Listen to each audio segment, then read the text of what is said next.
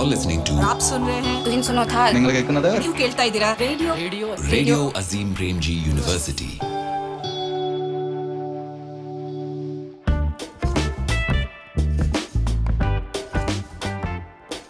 6 महीने April 27th till today. We have surely been out, but we have been at work. In fact, hard work. The old ones, along with some new voices, are back. Welcome to episode 6 of Campus Cast. Today, we have Kinshuk with an interesting story along with news. News is one of our latest and ambitious projects, and it will become an integral part of our following episodes. Here's a sneak peek into news.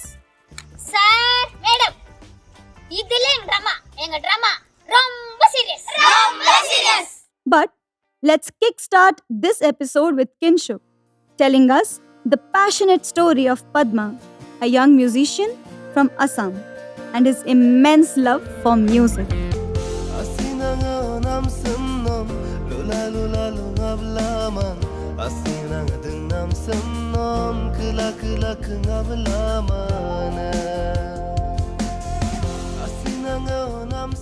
जो organic है उसे organic ही रहना चाहिए, chemicals डालने से खराब हो जाता है। आइए मैं एक कहानी सुनाता हूँ, रियल लाइफ कहानी। कहानी है पद्मा पाव की, एक 22 साल का म्यूजिशियन जो मिशिंग ट्राइब से है और आसाम के धेमाजी डिस्ट्रिक्ट के गिरिगिरी गांव में रहता है। लेकिन मैं बैंगलोर से आसाम यानी पूरे 3,306 किलोमीटर का रास्ता तय करके धेमाजी डिस्ट्रिक्ट पहुंचा क्यों? तो मैं 2 महीने आसाम गया था, बील यानी लेक के आसपास रहने वाले लोगों के लाइवलीहुड पे रिसर्च करने। इस रिसर्च में मुझे आसाम के 4 डिस्ट्रिक्ट और कुल मिला के 24 गाँव की स्टडी करनी थी। और उसी 24 गाँव में से एक गाँव था गिरिगिरी गाँव, जहाँ मिशिंग ट्राइब रहते हैं। और वहीं बांस के घर में इलेक्ट्रिक गिटार बजाते हुए मुझे मिला सिकुर पद्मा पाव। 2019 में पद्मा अपने गांव से भाग आया गुवाहाटी में, because there was no scope in music in Dhemaji. ताकि घर वाले कॉल ना करे, पद्मा ने अपना सिम कार्ड ही बदल दिया। घर में मामला गर्म तो था, मगर कुछ महीनों में घर वाले ने इसका पैशन देख के it's your life, make it large dialogue ठोक दिया और कहा आगे कुछ हो या ना हो, हमें ब्लेम मत करना। ये तो हर घर की कहानी है पद्मा भाई। अच्छा, वैसे पता है, जब पद्मा भाई 10वीं क्लास में थे, उसे एक क्लासिकल म्यूजिक टीचर के बारे में पता चला जो धेमाजी टाउन में पढ़ाते थे। घर से छुप छुप के पद्मा ने वहाँ क्लास लेनी शुरू की, मगर बहुत दिन सीख नहीं पाया। घर वाले को पता भी चल गया था और मैट्रिक का परीक्षा भी आ रहा था। 4 महीने की ट्रेनिंग में पद्मा क्लासिकल म्यूजिक में तो बहुत आगे नहीं जा पाया, मगर उसको अपना लाइफ का पैशन जरूर मिल गया।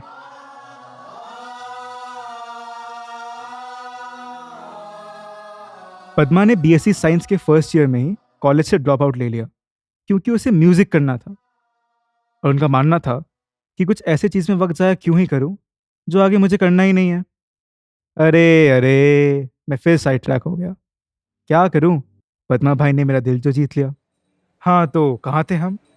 ओ हाँ, पद्मा भाई अपना गांव छोड़ के गुवाहाटी को आ गए थे। जब वो अपना गांव से भाग के गुवाहाटी शहर को आए, उसे होश आया कि यार मैं बिना सोचे समझे यहाँ पे आ गया। खाऊं कहाँ, कमाऊं कहाँ? म्यूजिक की तलाश में यहाँ पे तो हूँ, पर अब जाऊं कहाँ?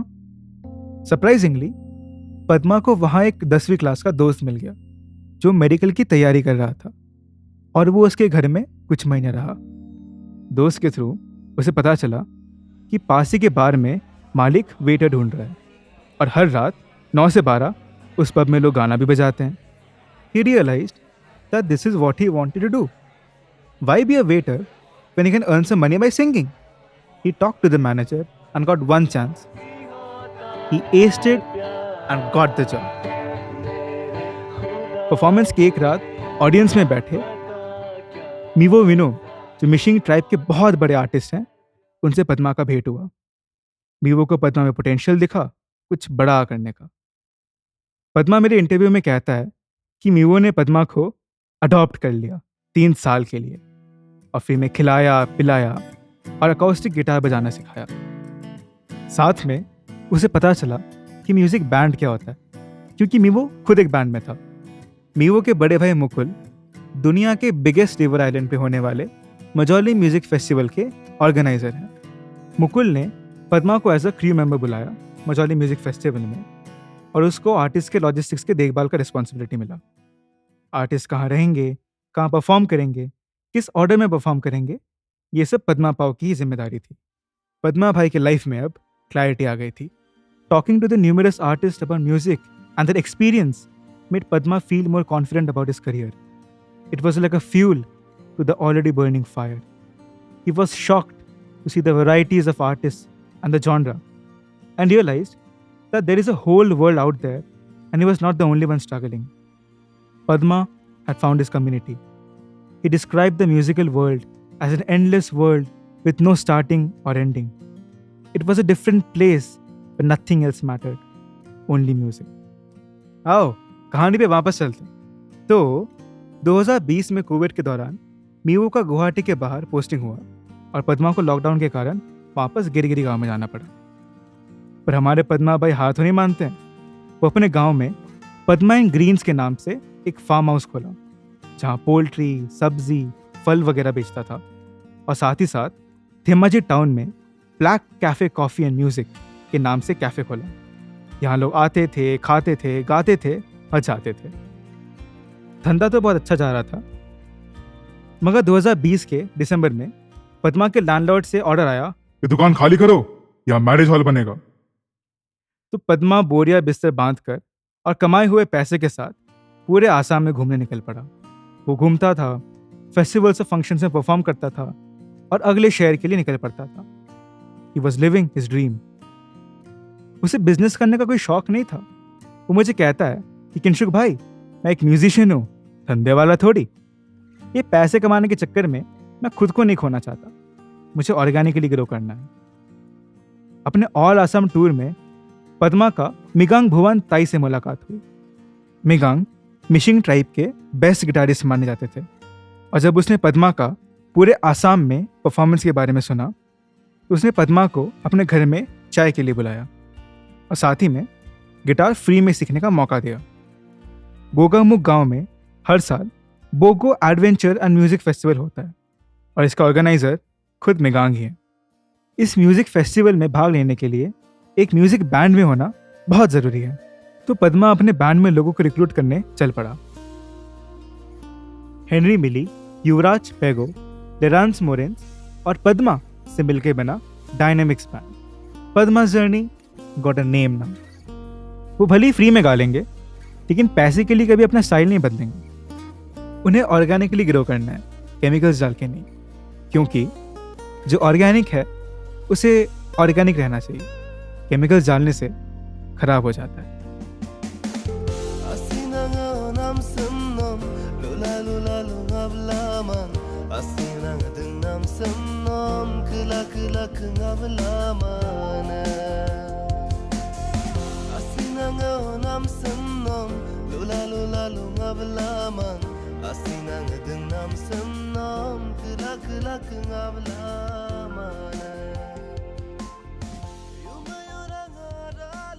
Padma's story is a perfect inauguration of our campus cast.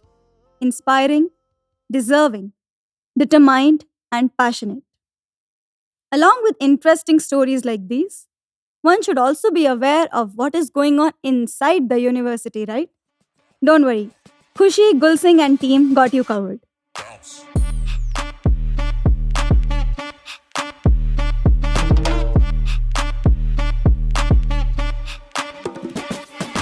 नमस्कार, वणक्कम, आदाब, सत श्री अकाल। हम आपके लिए लाए हैं APU वॉयला वीकली, जिसमें हम आपके साथ शेयर करेंगे न्यूज हाइलाइट्स। लेकिन जैसे पुरानी फिल्मों में कबूतर संदेशे लाते थे, वैसे ही APU में हम हैं। क्यों खुशी? Yes, so here are the pigeons bringing news for you from all around.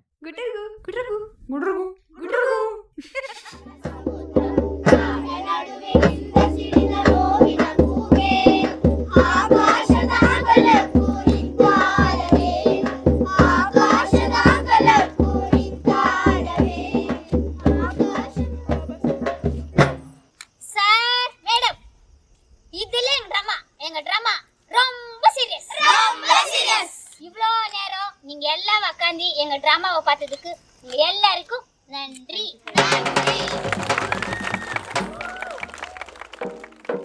அதோ மஹலு இதோ மஹலு மஹலு மஹலின நடுவே அதோ மஹலு இதோ மஹலு.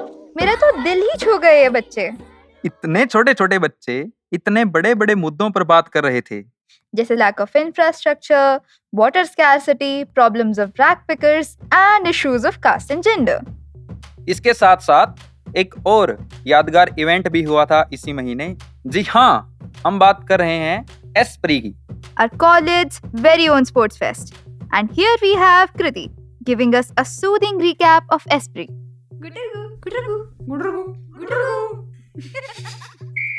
Esprit, the French word for spirit and liveliness, embodied our first very own 3-day sports fest of APU. Esprit 2023 was kicked off with a grand opening ceremony on the eve of Friday, 13th of October, and the closing ceremony on Sunday, 15th of October. Our whole student body was divided into houses named after people who were the firsts in their fields, just like Esprit was for us. Aarti Saha, first and fastest woman to swim across the English Channel. Jaipal S. Munda, captain of the first gold-winning Indian hockey team. Mihir Sen, first to swim across the English Channel and the 5 oceans. Talimaran Ao, captain of the first Indian football team. Mohammad Salim, first Indian footballer to play for European club.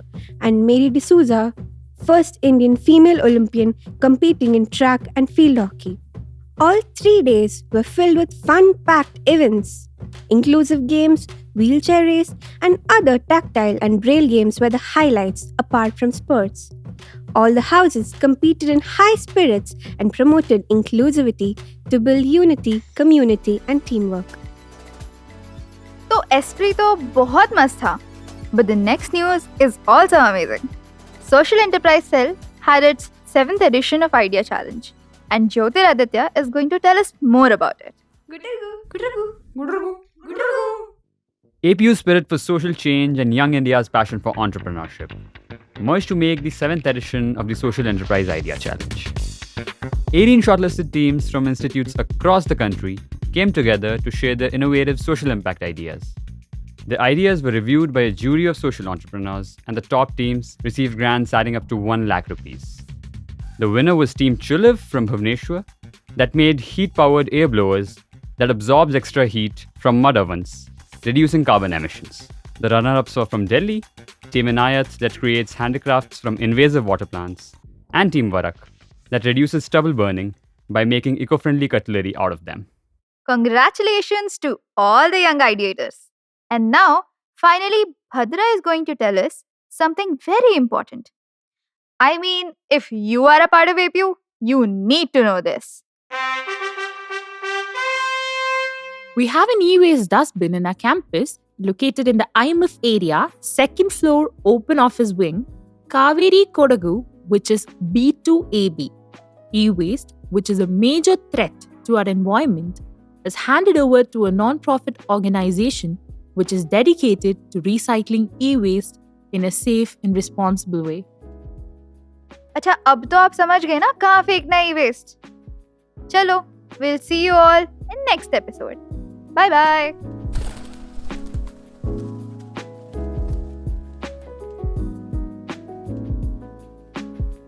Now, I'd like to bring today's episode to an end.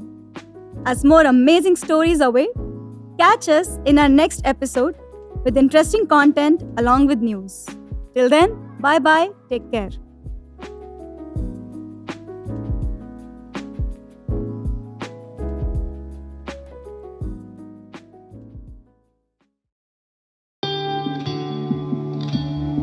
You're listening to आप सुन रहे हैं twin सुनो था നിങ്ങൾ കേൾക്കുന്നത് ನೀವು ಕೇಳ್ತಾ ಇದ್ದೀರಾ radio Radio Azim Premji University.